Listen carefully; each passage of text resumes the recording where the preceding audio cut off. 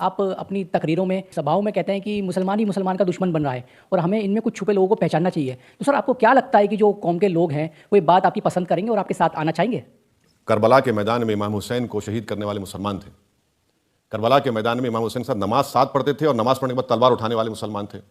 Karbala के मैदान में रसूलुल्लाह सल्लल्लाहु अलैहि वसल्लम की औलाद को शहीद करने वाले मुसलमान थे। टीपू सुल्तान को, सिराजुद्दौला को धोखा देने वाले मुसलमान थे। तो ये एक तारीख रही है मीर जाफर, मीर सादिक की, जो आज भी हैं। मैं ये बता रहा था आपको। जैसा हमने अभी देखा, आपको शायरी का कितना शौक है। आपकी तकबीरों में भी हम देखते हैं कि आप अपनी बात को शायरी के थ्रू लोगों तक पहुंचाना चाहते हैं। तो मैं चाहती हूं कि आप बताएं कि आज जो हमारे देश के हालात हैं उस पर आप क्या शायरी अर्ज करना चाहेंगे। इखलाक का जलता हुआ घर देख रहा हूं, देखा नहीं जाता मगर देख रहा हूं। सरदार साहब कुछ पूछना चाहते हैं? पहले तो आपने हमारी तारीफ करी और आपकी भी तारीफ है कि हम सब उल्टे हाथ में घड़ी पहनते हैं और लोग कहते हैं कि मुसलमान उल्टे होते हैं, जबकि आपने सीधे हाथ में घड़ी पहनी है। तो उल्टे में तो हमने पहनी है, खैर। और दूसरी मैं बात, उल्टा तो नहीं हो गया ना? नहीं, आप सीधे में पहने, हम उल्टे में पहने। और दूसरी बात सर, सब जैसे कहते हैं कि आरएसएस, बीजेपी, आपने भी कहा कि ये सब अखंड भारत की, हिंदुत्व की बहुत ज़्यादा उसके आज उसमें है, तो वो अखंड भारत के फेवर में है। तो आज 17% हमारे मुस्लिम भाई हैं यहाँ पे, तो अखंड भारत वो चाहते हैं, तो आप भी क्या चाहते हैं? मैं तो चाहूंगा कि हमारा भी पंजाब वहाँ से आ जाए, अखंड भारत बने, हमारे मुस्लिम भाई भी वहाँ से आ जाए। भाई साहब, तो हमारे मुस्लिम भाई वहाँ से आएंगे तो आपके ही सपोर्टर बढ़ेंगे, वैसे ही आपका नारा और बढ़ेगा, आपका नाम और बढ़ेगा। देखा आपने, अखंड भारत के लिए मैं तैयार हूं। पूरा बांग्लादेश ले लीजिए आप, पूरा पाकिस्तान ले लीजिए, आधा अफगानिस्तान ले लीजिए, आधा बर्मा ले लीजिए, थोड़ा भूटान ले लीजिए, पूरा नेपाल ले लीजिए। मगर सबसे पहले मोदी जी को चाहिए कि पहले पीओके ले लीजिए। आप चीन को भगाइए। पूरा पाकिस्तान ही आ जाएगा तो छोटा पीओके तो महर में ही आ जाएगा। पूरा पाकिस्तान आ जाएगा तो पीओके तो महर में ही आ जाएगा। ले लीजिए ना, कौन रोक रहा है भाई? आप भी सपोर्ट करिए ना सर। अरे मैं सपोर्ट कर रहा हूं, तो मांग रहे हैं, आप भी लिख के दूं क्या मैं? बोलिए आप। क्या बोले? चलिए, एक ऐसा नोट है जिस पर मैं एक ब्रेक ले सकते हैं और ब्रेक के बाद आपकी अदालत में इल्जाम और सवाल। आपकी एक तकरीर मेरे पास है हाल ही में। आपने कहा नौजवानों से, नौजवानों मस्जिदों को आबाद रखो, कहीं ऐसा ना हो कि मस्जिदें हमसे छीन ली जाएं। जी, बिल्कुल सही है। कौन छीन रहा है मस्जिदें? बीजेपी, आरएसएस छीनना चाह रही है। ऐसी ताकतें हैं जो छीनना चाह रही हैं। बिल्कुल सी मस्जिद छीनी। अब आप देख लीजिए, दिल्ली की 600 साल पुरानी मस्जिद को आपने शहीद कर दिया। सुनहरी बाग की मस्जिद को आप निकाल देना चाहते हैं।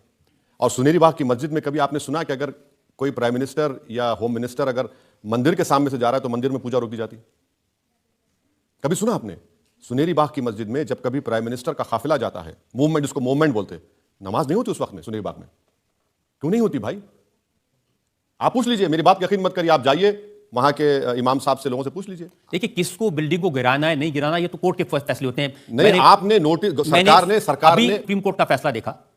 चेन्नई में सरकारी जमीन पर अवैध दरअसल बताने के लिए, जो रिलीजियस प्लेसेस हटाने के लिए ऑर्डर दिया है। चेन्नई में कोयम्बेडू मस्जिद है, उसके केस में सुप्रीम कोर्ट ने ऑर्डर दिया है कि ऐसे सभी जो धर्मस्थल हैं, चाहे वो चर्च हो, चाहे वो मस्जिद हो, चाहे वो मंदिर हो, उन सबको हटाना चाहिए। सर, कोर्ट के ऑर्डर की हम बात नहीं कर रहे हैं, हम गवर्नमेंट के एडमिनिस्ट्रेटिव ऑर्डर की बुनियाद पर, जिसको कोर्ट ने नहीं कहा था, आपने उस 600 साल पुरानी मस्जिद को और खबरस्तान को आपने शहीद कर दिया।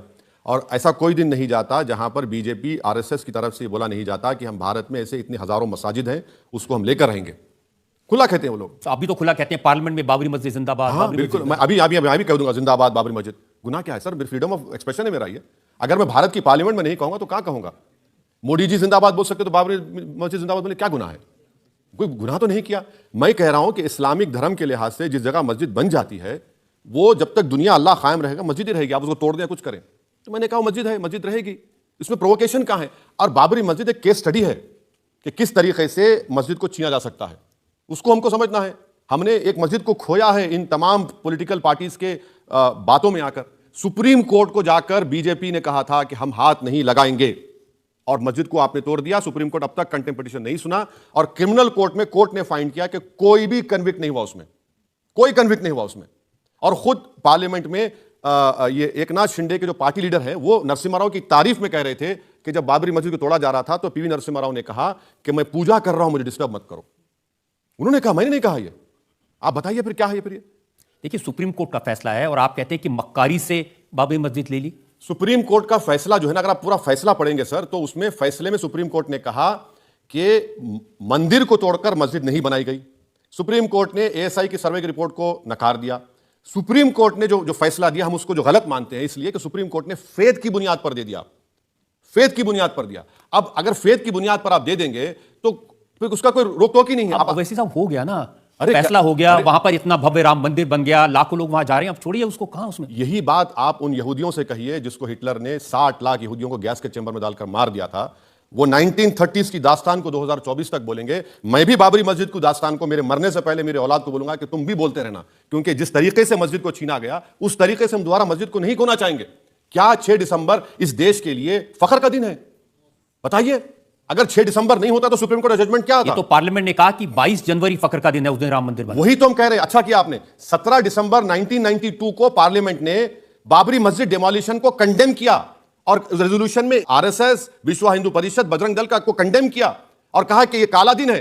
अब पार्लियामेंट के रेजोल्यूशन के खिलाफ अगर आप एक और रेजोल्यूशन ला रहे हैं तो हमने इसी पार्लियामेंट में as an Indian, proud Indian मैं कह रहा हूं कि हमने कहा कि पीओके हमारा है। कल क्या आप रेजोल्यूशन लाएंगे पीओके हमारा नहीं है बोलकर? आप कौन सा प्रेसिडेंट क्रिएट कर रहे हैं? ये तो गलत है ना, बिल्कुल बिल्कुल गलत है ये। अब तो ज्ञानवापी मस्जिद को लेकर हाई कोर्ट ने ऑर्डर दिया है कि वहां तहखाने में पूजा होती थी और 1993 में जो पूजा बंद की थी वो गलत था, वहां पूजा कंटिन्यू होनी चाहिए। अब इसकी क्रोनोलॉजी समझिए। इसका मैं आपका एक एग्जांपल दे रहा हूं आप लोग समझाने के लिए। 29 और 30 दिसंबर के दरमियान में 49 में बाबरी मस्जिद में मूर्तियां रख दी गई, नंबर 1। हाँ, फिर नायर साहब ने उसको लॉक डाल दिया, नंबर 2। नायर साहब उसके जनसंघ के एमपी बन गए।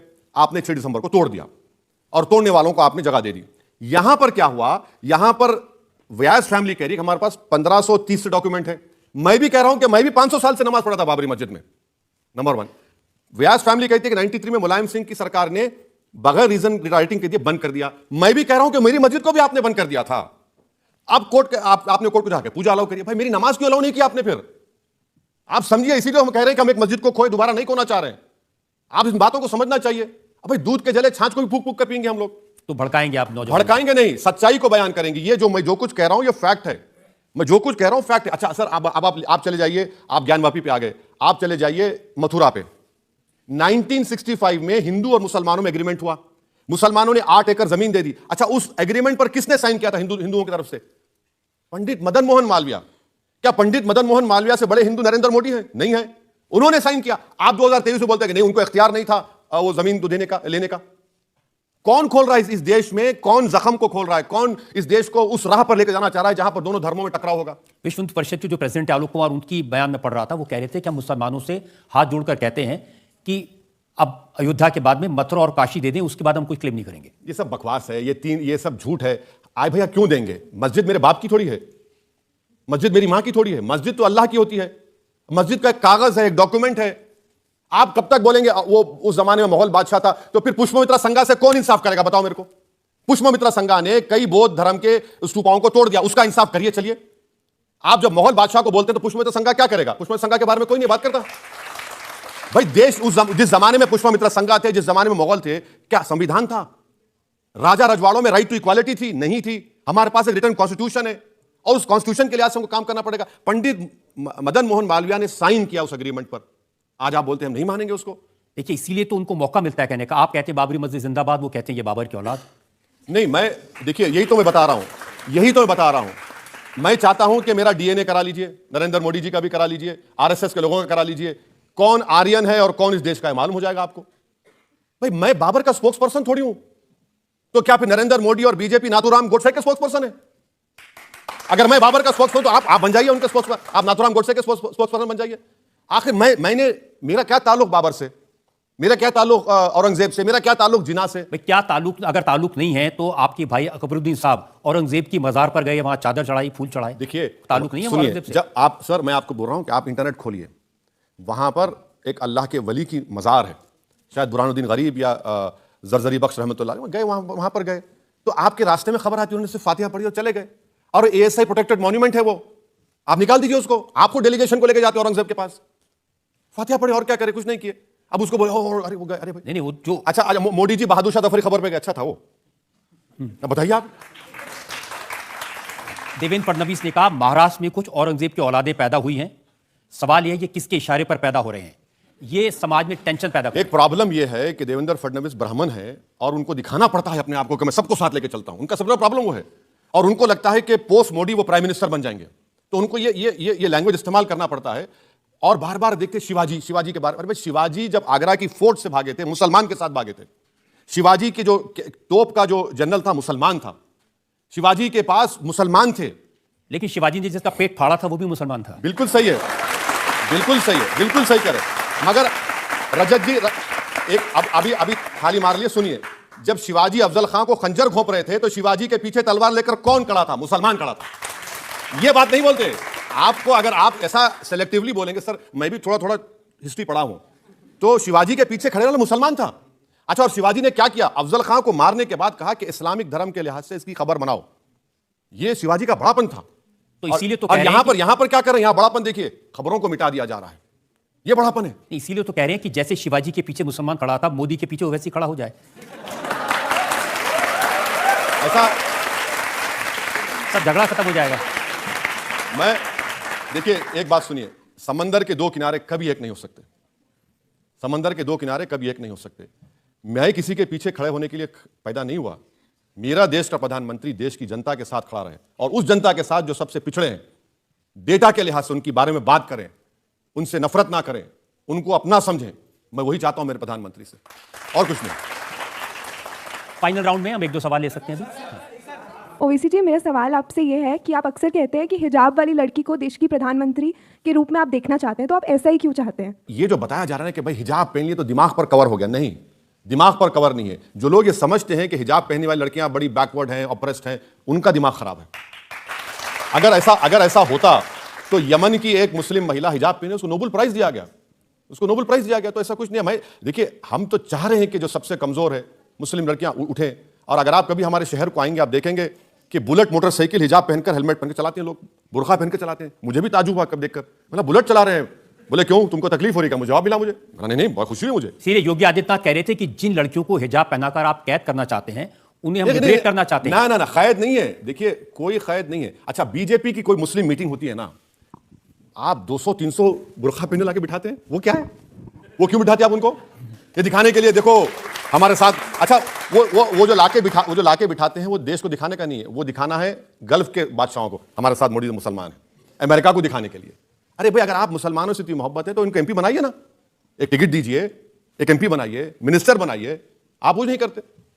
वो कह रहे थे हम लड़कियों को इज्जत देते हैं, हम लड़कियों को लिबरेट करना चाहते हैं, उनको बड़ा बनाना चाहते हैं, वो फौज में जाएं, वो डॉक्टर बने, इंजीनियरिंग बने। आप जब गोली मार रहे हैं, आप जब बुलडोजर इस्तेमाल कर रहे हैं, आप महिला के नाम पे घर इलाहाबाद का, पति को नोटिस देके घर तोड़ देते हैं, तो आपकी कौन सी बातों पर हम यकीन करेंगे? सितमगर तुझसे उम्मीद वफा होगी जिन्हें होगी, हमें तो देखना यह है कि तू जालिम कहां तक है। वैसे साहब, हमने आपसे हर तरह के सवाल पूछे और जैसे आपका स्वभाव है, आपकी फितरत है, आपने बेबाकी से जवाब दिए, किसी चीज को टालने की कोशिश नहीं की। एक ब्रेक के रुकेंगे और ब्रेक के बाद सुनेंगे आपकी अदालत में आज की जज कुमकुम चड्ढा का फैसला। आज के मुकदमे वक्त है आपकी अदालत में आज की जज हिंदुस्तान टाइम्स की सीनियर जर्नलिस्ट कुमकुम चड्ढा के फैसले का। ओवैसी जी अपनी कौम की एक बुलंद आवाज़ है और जब वो बोलते हैं तो सब सुनते हैं। Everyone listens when Owaisi ji speaks. उनकी बातें दिलचस्प हैं और उनकी बातों में अग्रेशन और एक फायरी एलिमेंट है और ये उनकी पर्सनालिटी है, तो अग्रेशन को उनसे अलग नहीं किया जा सकता। It is like segregating fire from wood और taking away the trees from the forest, so to speak. Rajat Sharma is razor sharp. He's of course a colleague and बेबाक हैं और बुलंद हैं। इसलिए आज का जो तकरार थी या जो ये मुकाबला था, एक लेवल प्लेइंग फील्ड पे था and it was at the same level. So फैसला करना थोड़ा मुश्किल है, बट ओवैसी जी ने हर चीज़ का, हर प्रश्न का मुंह तोड़ जवाब दिया है। तो अदालत उनको ये हिदायत देते हुए कि अपनी भाषा पर थोड़ा संयम रखे,